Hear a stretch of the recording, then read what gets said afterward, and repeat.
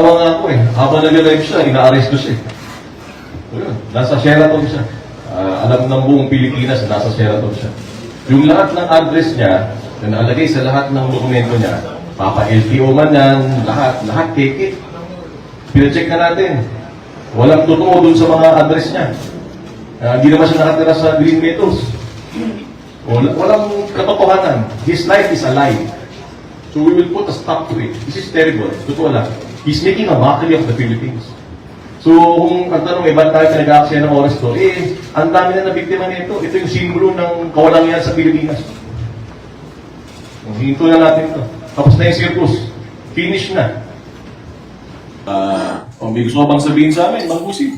Kasi wala ka nang ginawa, kundi mag-vlog. Lahat na lang, hasampalin mo. Wala ka bang sasabihin sa amin?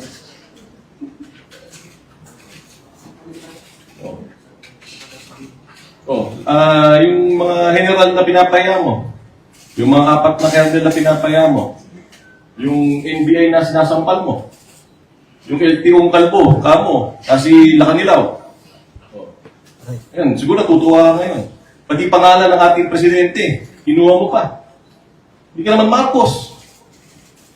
Isang malaki kang kahihiyan.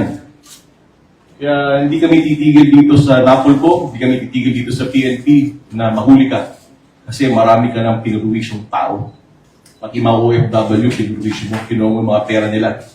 Pati mga uniforme ng pulis, pati mga pulis, pinapastos mo.